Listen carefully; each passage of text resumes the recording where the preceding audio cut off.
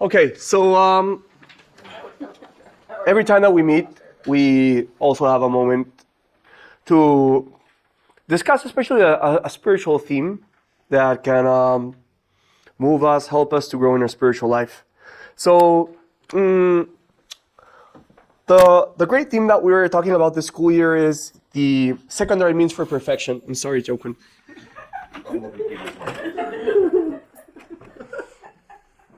We're talking about secondary means for perfection.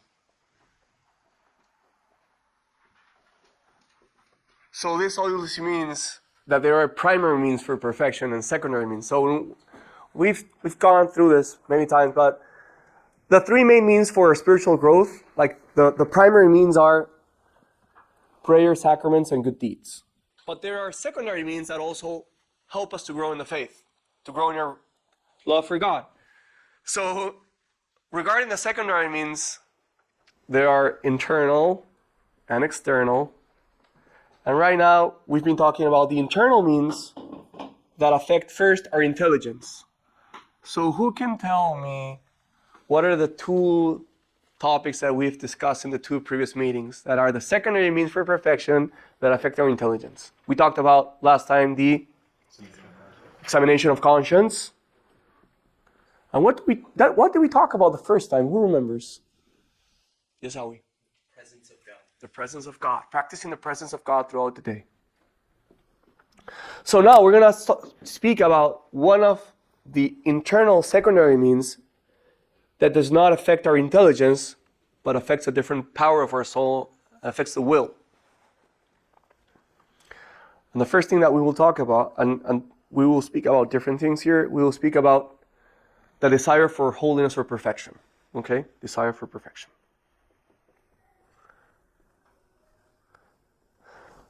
Before we start reading, I just want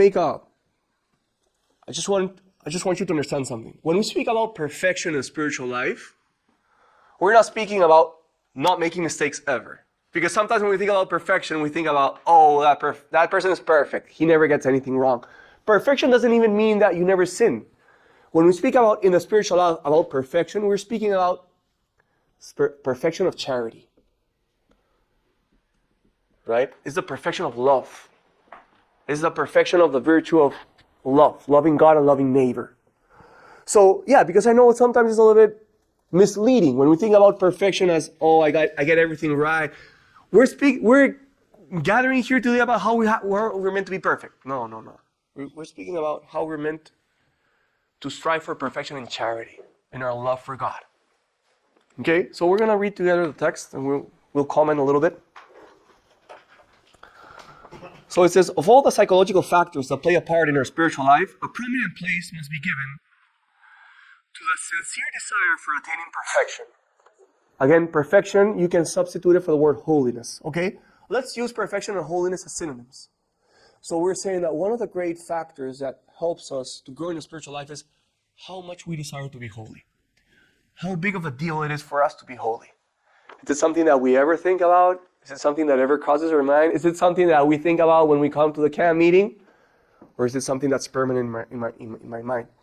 For those who were here with us at the beginning of our camp meetings, maybe you guys remember a beautiful text that we read from Father Menor called The Mysticism of Pro Ecclesia Santa, where he speaks about what our desire for holiness is meant to look like. So, here there's a great anecdote from the life of St. Thomas of Aquinas. He says, it is said that when St. Thomas of Aquinas was asked by one of his sisters what she should do to reach sanctity, he answered her in one brief sentence: will it. And this is true. To be holy, we have to desire to be holy. Nobody will be holy, just by chance, right? Whoever gets to be holy reaches holiness because they really desire it. So, let's ask ourselves this question. How much do I desire to be holy? How often do I think about holiness? How often do I think that God desires for me to be a saint? And I say this all the time. Sometimes we think that it's enough to be good Catholics. Oh, I go to Sunday Mass. And I go to confession every now and then. I live in the state of grace, more or less. I'm doing fine. But that's not what we're called to. That's not what we were called to in our baptism. God called us the day that we were baptized to aspire to be holy. And this is the way that I see it. Being like the saints means aspiring to practice heroic virtues. Each one of us is called to be a hero, in the sense that we're meant to practice virtues in a heroic manner like the saints did. But the question is, how often do we aspire to this level? Or are we just satisfied with saying, I'm a good Catholic. I'm a decent Catholic.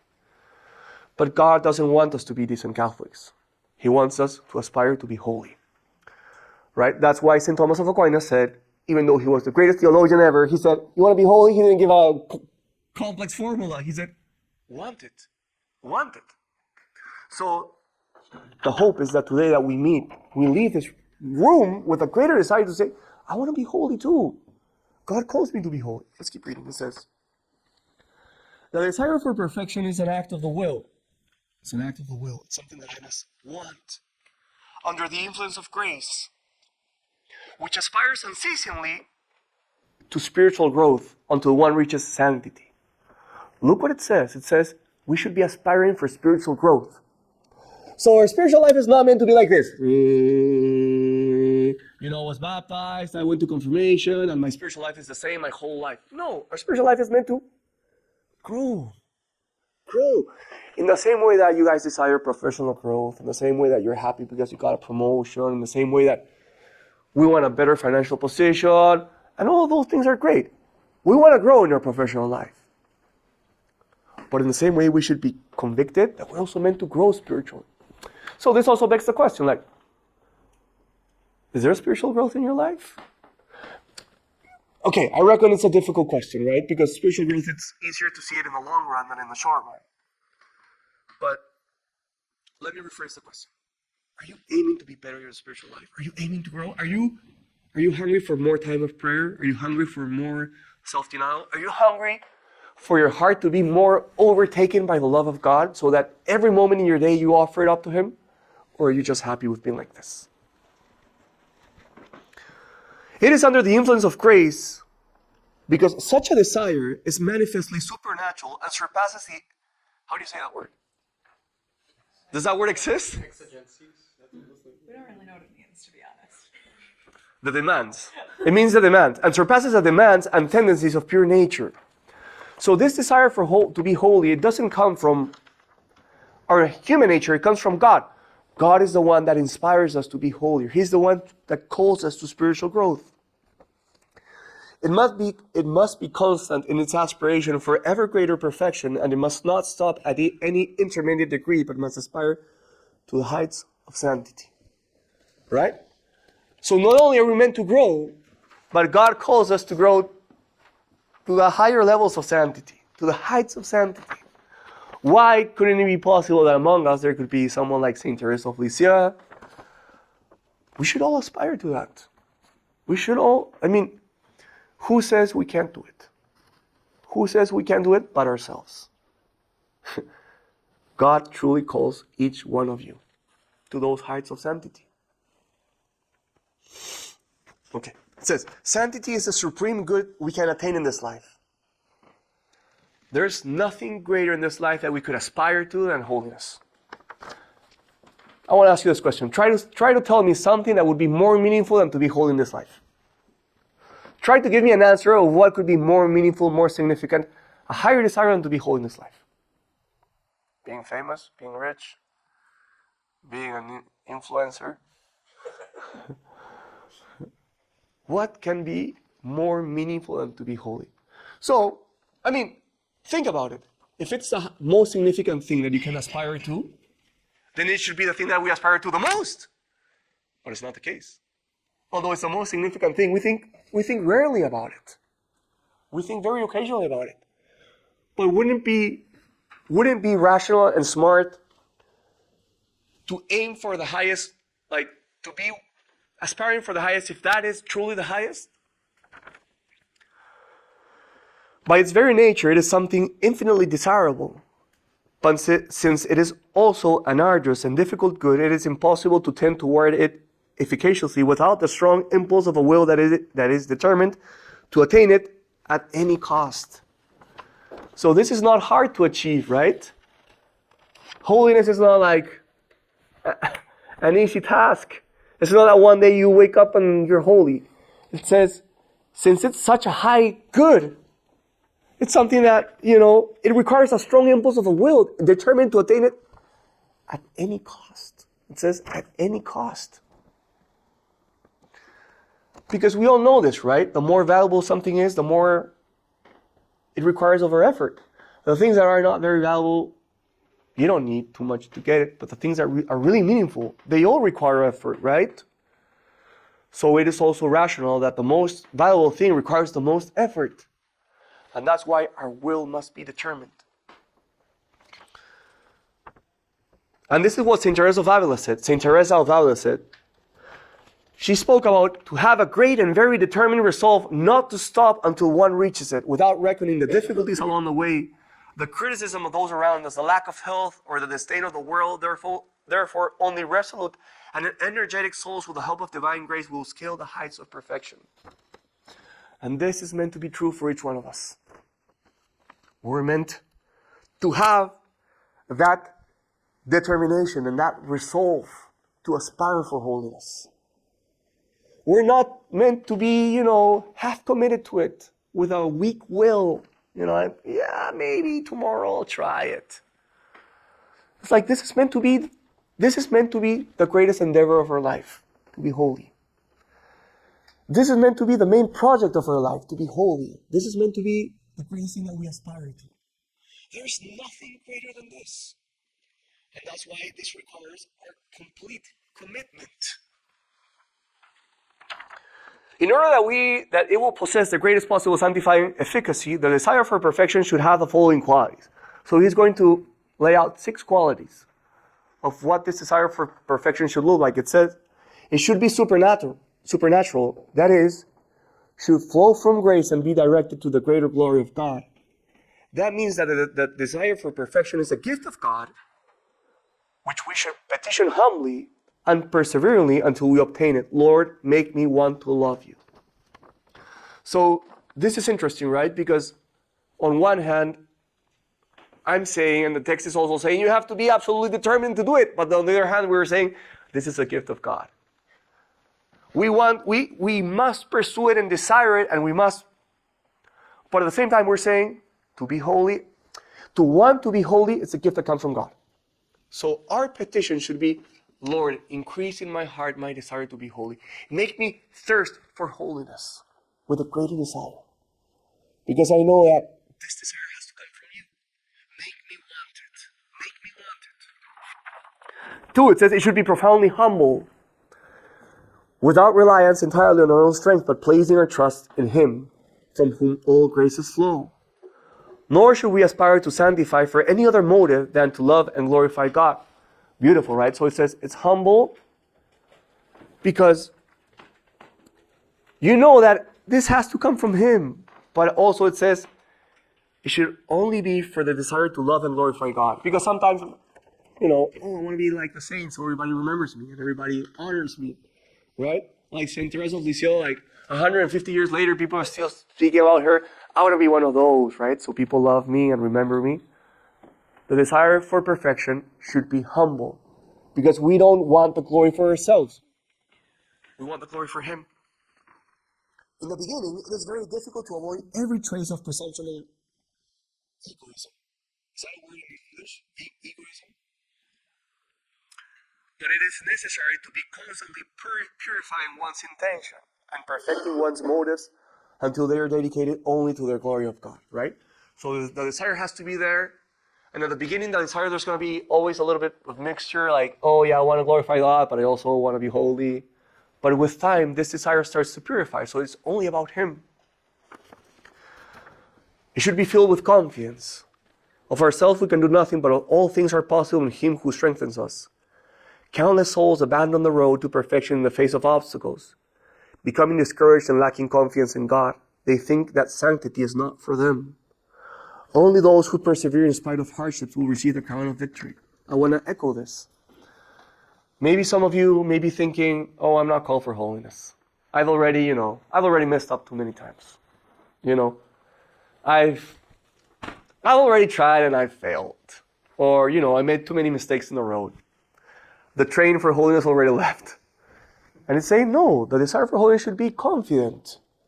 He wants you to be holy, and He never gives up on your holiness project. He never gives up. Like, the train is always waiting for you. Nobody can say, oh, the train already left me. The driver said I wasn't worth it. No. The train of holiness is always there for us. Every day, every hour, every minute. Right? So we should be confident about this because God is invested in this. He wants us to be holy. He believes that Danny can be holy. And that Carla can be holy. And that's why we should be confident, because He's the one invested in this.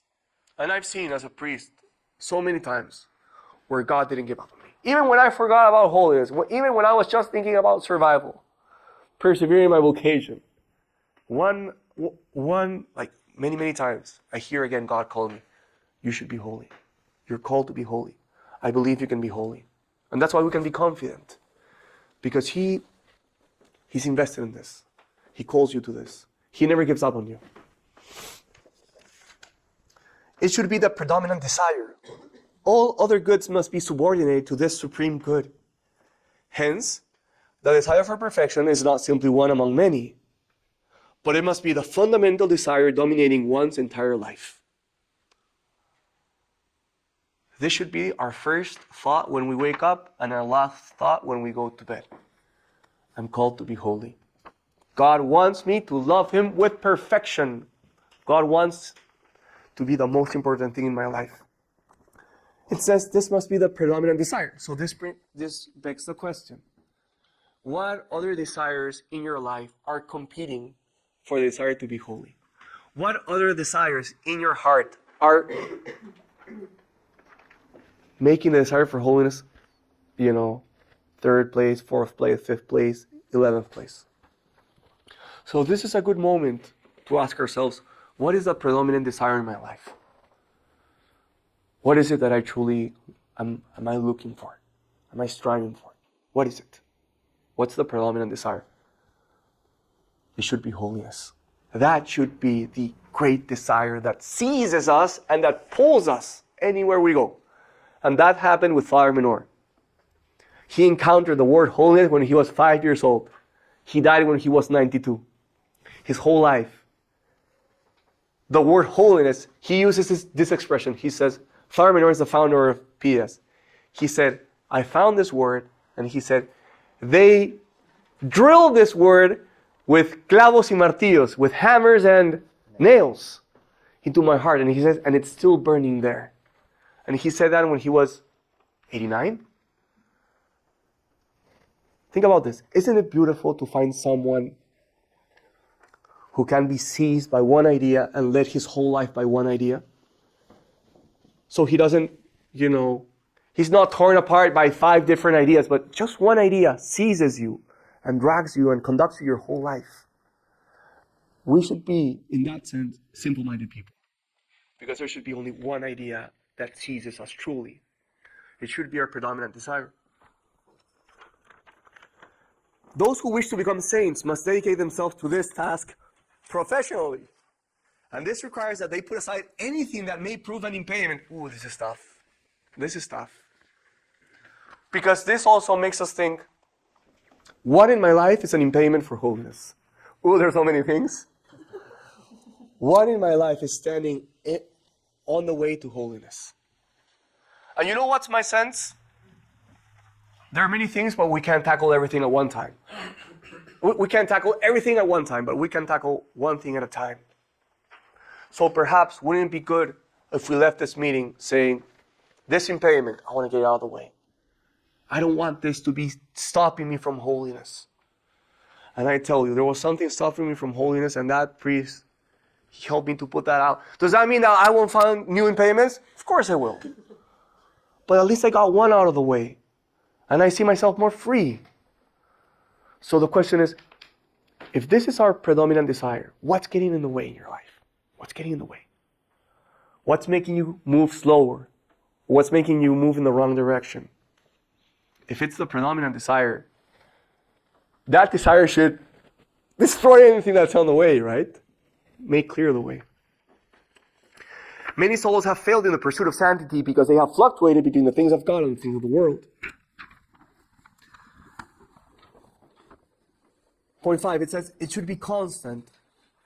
Numerous souls, on the occasion of some great event, such as the termination of a retreat, reception of religious habit or sacred orders, profession of vows, experience a great spiritual impulse, as a result of which they resolve to dedicate themselves henceforth to the pursuit of sanctity. But they weary of the pursuit when they experience difficulties, and they either abandon the road to sanctity or the desire becomes cool. Or sometimes they grant themselves vacations or pauses. Isn't this so true for us? Don't we say like, it's summer. I promise when the school year starts, I'll be different. Or we say, it's winter. When the weather gets better, I'll do better. Right? That's all of us speaking, right? But it says the pursuit for holiness should be constant. We shouldn't take days off for this. This should be something that we do every day. Flower Manor has a beautiful reflection on how, for the labor of holiness, there are no days off. There's no Sundays, no vacations. You do it every day. You pursue it every day.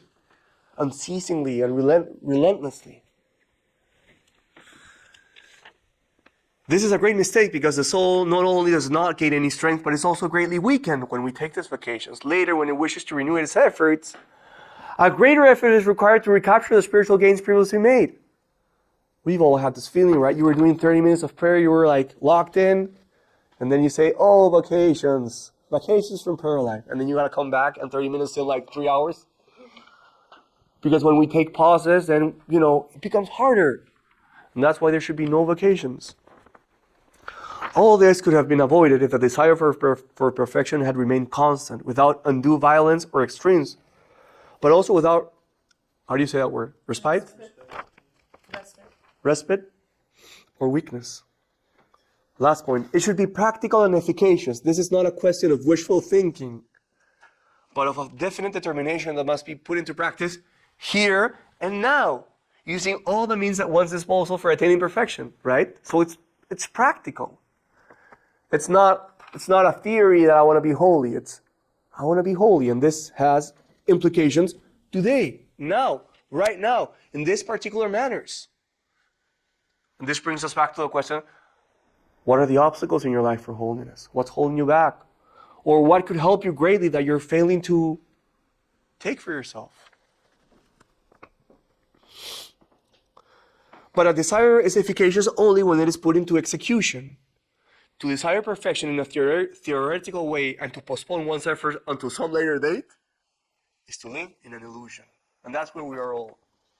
We live in an illusion. Tomorrow I'll be holy. But holiness is for today, for right now. For as we leave this meeting, for this meeting itself. Since the desire for perfection is of such great importance in the struggle for holiness, one should note carefully the following means for arousing this desire. To beg for it incessantly from God. This is connected with the first point when we said it was supernatural. Since the desire is supernatural, it can come to us only from above. So why don't we take this to prayer this week? Why don't we say, Lord, increase my desire to be holy. Increase my thirst for holiness, my hunger for you. Lord, don't let me to settle for less. Let me know where I should aim at. To renew it frequently, it should be renewed daily at the most solemn moment of the day. For those who go to daily mass, communion, that's the day where we say, that's a moment where we say, I'm meant to be holy today. I want to be holy only for 24 hours until my next communion. At other times, on principal feast, a monthly day of recollection, during the annual retreat, perhaps every time that we meet, we should renew our desire to be holy. Last point, to meditate it frequently on the motives that inspire this desire. The principal motives are the following. Our obligation to strive for perfection. We're required for perfection. Perfection is not a luxury for some. It's a requirement for all baptized. Consciousness that this is the greatest good we can seek in this life. There's nothing greater that we can strive for. Awareness of the danger we risk if we do not truly strive to sanctify ourselves. This is the way that I see it, okay? This is us.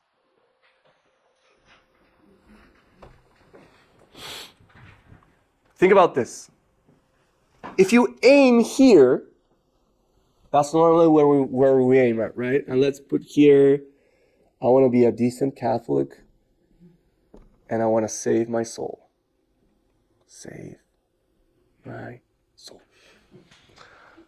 You tell me if this is true or not. If you aim too low, what normally happens is this, right? Right? Like, that's why they always say aim high. Because if you aim high, at least you'll get to decent. So what we should do is, we should aim high. So then we do this. But this is where we should be aiming at. That is where we should be aiming. And my sense is, we don't aim there enough. We don't aim there enough. Each one of you, me included, you are called to be a saint. God believes that you can be a saint. He believes it. Recognition of the fact that the perfect imitation of Christ demands perfection and sanctity.